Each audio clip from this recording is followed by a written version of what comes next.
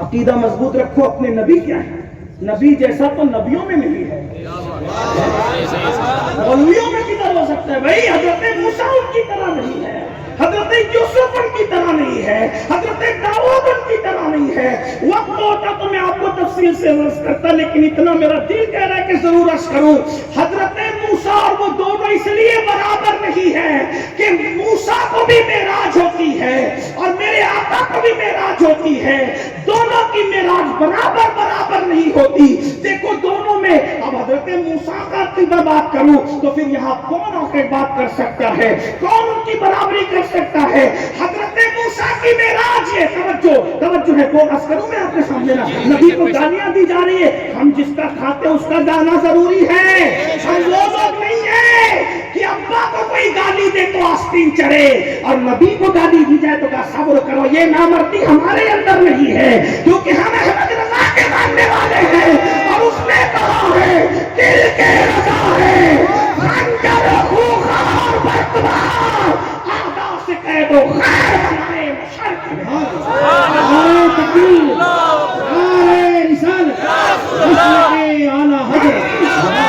مار پیٹ کی بات نہیں کرتے، قانون توڑنے کی بات نہیں کرتے، جنگ و جدال کی بات نہیں کرتے، لیکن اتنا تو ضرور کہتے ہیں کہ کم سے کم ٹکڑوں کا حق اتنا تو ہے کہ حضور کو جنہوں نے گالیاں دی ان کو تو زبان سے جواب تو دے سکتے،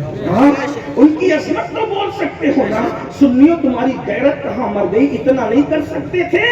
کہ اگر کسی نے گالی دی تو کہا چلو ایک جلسہ حضور کی تعریف پر رکھو،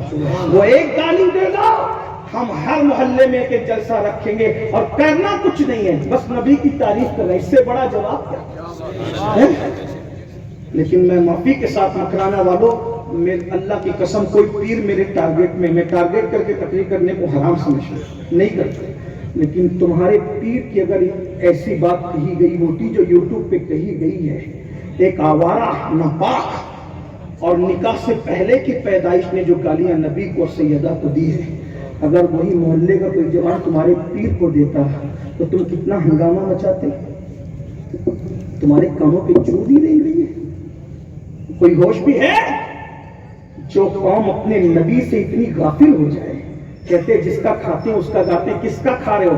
تم بھی نبی کا کھا رہے ہو، تمہارے باپ دادا نے بھی نبی کا کھایا ہے، تمہارے پیروں نے بھی نبی کا کھایا ہے اور تمہاری نسلیں بھی نبی کا کھایا ہے۔ ہمارے دادا مسلم تو ہمیں سبق دیا ہے کہ کھاتے ہیں تیرے در کا، پیتے ہیں تیرے در کا، پانی ہے تیرا پانی، دانا ہے تیرا دانا،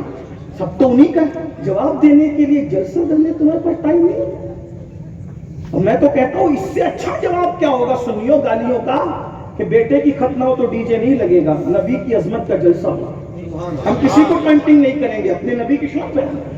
اس لیے کہ اس سے بڑا جواب کیا؟ جب نبی کو گالیاں دی گئی نا مکے میں مدینہ منورہ میں تو حضور نے یہی کہا یہ مجھے گالیاں دیتے ہیں جواب دو، مار پیٹ مت کرو، زبان سے اعتراض، زبان سے جواب دو۔ ایک شخص نے ہمت کر ظالم نے کہا کہ ہم شاعری میں نبی کے خلاف بکواس کریں گے، تو جب اس نے شاعری میں بکواس کی تو نعت کا سلسلہ اس امت میں اسی طرح شروع ہوا کہ حضور نے فرمایا وہ شاعری کا ناجائز استعمال کرتے ہیں، تم لوگوں میں کوئی شاعر نہیں ہے جو میری طرف سے ان کو جواب دے؟ تو ایک صاحب کھڑے ہوئے، یہ بھی سن لیں، کچھ لوگ کہتے ہیں بہت کرارا بولتا ہے، بہت چلا کے بولتا ہے، بہت الف جملے بولتا ہے۔ میں نے کہا نادانوں جہاں عشق ہوتا ہے وہاں شدت ہوتی ہے، والذین آمنوا اشد حبا للہ، اللہ جب حب کی بات کرتا ہے تو وہ بھی اشدو کہتا ہے، اشدو ہونا چاہیے عشق میں، جہاں عشق میں اشدو نہیں ہے وہاں نامردی ہے۔ تو ہم کہتے ہیں بہت کڑک بولتے ہیں یہ لوگ، ایسا کرتے۔ میں نے کہا کسی سے عشق کیا ہوتا تو احساس ہوتا کہ عاشق کتنا غیرت مند ہوتا ہے۔ تو جب ایک صاحب کھڑے ہوئے اور کھڑے ہو کر کے انہوں نے نرم نرم جواب دیا تو حضور نے کہا تو بڑا نرم نرم بولتا، تو کیسے؟ اس کا مطلب نبی کے دشمنوں کو سخت بولنا یہ رحمت للعالمین کی پھر بات کیا ہوگی بھائی؟ تم آپا کی طرح بولتے رہو، یہ سنے کلیت نہیں چلے گی، دیور احمد رضا کا ہوگا، دشمن احمد کی شدت کیجئے، مرشدوں کی کیا مرافعت کیجئے، غیظ میں جل جائیں گے دینوں کے دل، یا رسول اللہ کی خصلت کیجئے، شرک ٹھہرے جس میں تعظیم حبیب، اس برے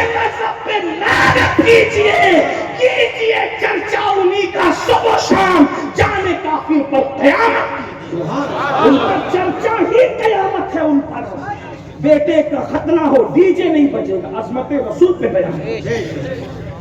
بیٹی کی شادی ہو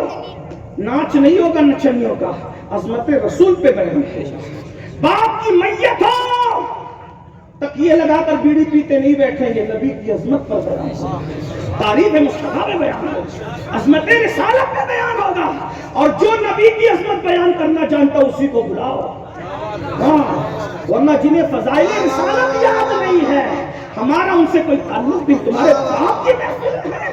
نبی کی محفل میں بھی اپنے پیر کو گھسیٹتے ہو، تمہیں شرم نہیں آتی؟ میں تو یہی کہتا ہوں جتنا تذکرہ تم نے باپ دادا برادری اور پیروں کا کیا ہے اتنا تذکرہ اپنے نبی کا کرتے، کسی کو نبی کو گالی دینے کی ہمت ورنہ تم نے کھایا نبی کا ہے، اور سب کچھ میں پھر اللہ کی قسم اٹھا کے کہہ رہا ہوں لا الہ الا اللہ، کوئی پیر میرے لیے ٹارگٹ نہیں ہے، لیکن اتنا ضرور کہوں گا کہ ہم امام احمد رضا کے فکر کے حامل ہیں، میرے رضا نے ہمیں یہی سکھایا، اٹھو تو ذکر رسول، بیٹھو تو کرو بھائی، اپنے ابا دادا کا جلسہ ان کا رکھو، کرو ان کا ذکر، جب ذکر نبی کی محفل ہے تو ذکر نبی کہنے مولانا جوہر نے کہا تھا نا کہ دنیا میں احترام کے قابل ہیں جتنے لوگ، میں سب کو مانتا ہوں، منکر نہیں ہوں، میں سب کو مانتا ہوں، مگر مصطفیٰ کے بعد سب کو مانتا ہوں، سب کو مانتا ہوں، پڑیا نہ باندھنا میرے جانے کے بعد، میں سب کو مانتا ہوں مگر مصطفیٰ کے بعد سب سے پہلے حضور ہیں، سب سے پہلے حضور کا ذکر ہوگا، سب سے پہلے ان کے ڈنکے بجیں گے، اور پھر کس طرح جب ایک صاحب کو بٹھا دیا تھا تم بیٹھو تم تھوڑا نرم بات کرو، تو پھر کھڑے ہو گئے کون؟ حسان بن ثابت، سبحان اللہ، آپ نے کہا اس کا مطلب سمجھے، لیکن حسان کے نام پر جتنی شدت سے سبحان اللہ آنا چاہیے پھر وہ آنا چاہیے خراج عقیدت کے لیے، اس کا نام ہے حسان بن ثابت، 1,24,000 صحابہ، سب کے نام بھی نہیں پتا، لیکن کچھ ایسے ہیں کہ جن کے نام کے بلا مبالغہ لاکھوں مسلمانوں نے نام رکھے ہوئے ہیں، ان میں ایک حسان بھی ہے، کس وجہ سے یہ حسان ہے؟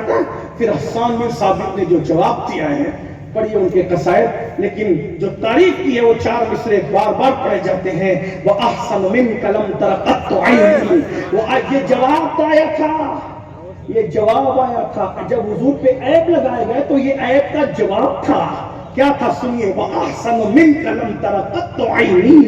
اگر آپ تھک گئے تو میں اس کے آگے کا مصرع نہیں پڑھ سکتا، لیکن اگر آپ نہیں تھکے ہیں، وَأَحْسَنُ مِنْكَ لَمْ تَرَ قَطُّ عَيْنِي وَأَجْمَلُ مِنْكَ لَمْ تَلِدِ النِّسَاءُ خُلِقْتَ مُبَرَّأً مِنْ كُلِّ عَيْبٍ كَأَنَّكَ قَدْ خُلِقْتَ كَمَا تَشَاءُ، حضور آپ جیسا میری آنکھوں نے حسن والا نہیں دیکھا، ارے آنکھیں کیا دیکھتی، آپ جیسا حسن والا کسی ماں نے پیدا ہی نہیں کیا، خدا سے ظالم نے عیب لگائے تھے، کہا اللہ نے آپ کو ہر عیب سے پاک پیدا کیا، اور آپ جیسا بننا چاہتے تھے، جیسا بننا چاہتے تھے، سہارنپور کی توحید پر تو بجلیاں گرا دی، 1400 سال پہلے گرائی، کیا کہا آپ جیسا بننا غور کریں، نہیں میں اس پہ بات کر سکتا ہوں تو میں کر لوں بات، اگر آپ جیسا بننا، آپ جیسا بننا، آپ جیسا بننا چاہتے تھے، آپ جیسا بننا چاہتے تھے، آپ جیسا بننا چاہتے تھے، بننے سے پہلے کس کی چاہت ہوتی ہے؟ نہیں سمجھے، جملہ زائد کیا آپ نے، نہیں کوئی بات نہیں، بننے سے پہلے پوچھو علامہ سے، پوچھو مولانا سے، پوچھو علماء خطبہ سے، ہے بننے سے پہلے کی کچھ روداد یاد؟ بننے سے پہلے کیا تھے پتہ ہے؟ کچھ معلوم ہے؟ حسان بن ثابت کا عقیدہ ہے آپ جیسا بننا چاہتے تھے، یعنی جب آپ بنے نہیں تھے تو آپ کو پوچھ کے بنایا کہ تمہیں بناؤں کیسے، بننے سے پہلے جس سے محبوبانہ مشورہ کیا جائے کہ تمہیں بناؤں کیسے،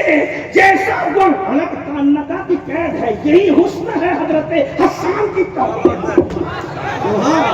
کانکا کی قید ہے، حسان توحید رسالت بیان کر رہے ہیں لیکن کان نکا کے ساتھ اس سے بتا رہے ہیں کہ نعت بیان کرنا تلوار کی دھار پہ چلنے کے بعد، اسی لیے تو کان نکا کہا نا، جن کی نظر کان نکا پہ نہیں ہے تو ان کو اینکا لگانا پڑتا ہے. کان نکا کہا گویا آپ جیسا بننا چاہتے تھے تو کیسا. ایک بات بتاؤں، جو بنا نہیں اس کو یہ معلوم کیسے ہوا؟ بھائی جو جتنا جس کا بچپنا ہوتا ہے، یا یوں کہنے توجہ بہت باریک بات آ گیا، علماء دعا دیں گے اگر صحیح کہہ رہا ہوں، اور غلطی کروں تو فوراً ٹوک دیں گے، چٹھی دے دینا، زبان سے نہیں ٹوکنا، ڈسٹرب نہیں کرنا. غور کریں، جو بچپنے کے جتنا قریب ہوتا ہے وہ اتنا لاشعور ہوتا ہے، اور جیسے جیسے پیدائش سے قریب ہوتا جائے گا لاشعوری بڑھتی جائے گی، حتیٰ کہ پیٹ میں آئے گا تو مکمل لاشعور ہو جائے گا. پیٹ سے اور اس کی نیچے کی حالت آئے گی 9 سے 8، 8 سے 7، 7 سے 6. جیسے جیسے وہ کو زوال ہوگا تو پھر قرآن کہتا ہے کیف تکفرون باللہ کنتم امواتا، اس کی طرف اشارہ، اللہ کا انکار کیوں کرتے ہو، تم پہلے مردہ نہ تھے. اور ایک مقام پہ کیا فرمایا کہ تم پیدا ہونے سے پہلے شیء مذکور نہیں تھے، یعنی تمہاری اوقات اتنی بھی نہیں تھی کہ تمہارا ذکر کیا جائے. توجہ کرنا، بات بہت باریک، عظمت رسالت کی اسی لیے باریک کیونکہ سر پہ سے جا سکتی ہے، لیکن دھیان دو گے نا عشق سے سمجھ میں آئے گا. جو بندہ پیدا ہونے سے پہلے لاشعور ہے، جاہل ہے، ان پڑھ ہے، اور اس کو کچھ شعور نہیں ہے، حتیٰ کہ قرآن نے اس کو کنتم امواتا کہہ کے مردہ کہہ دیا. اور پھر قرآن نے کہا کہ تم پیدا ہونے سے پہلے تذکرے کے بھی قابل نہ تھے. یہ اور لوگ ہیں جو تذکرے کے قابل نہ تھے، لیکن نبی کو بنانے سے پہلے پوچھا جا رہا تھا بناؤ کیسے، لیکن بناؤ کیسے یہ تو پوچھنے والے نے پوچھا ہوگا، لیکن جواب دینے والا اتنا شعور بھی تو چاہیے نا کہ ایسا بنا لے جو مجھے دیکھ لے پھر وہ تجھے دیکھ لے. اتنا شعور کسی کے پاس تو چاہیے نا. تو جس کے پاس بننے سے پہلے اتنا شعور ہو کہ جو یہ کہہ رہا ہو کہ مجھے اپنے جلووں کا آئینہ بنا لے، جب بننے سے پہلے کے شعور کا یہ عالم ہے تو ظہور رسالت کے بعد کے شعور کا عالم. نعرہ تکبیر، نعرہ رسالت.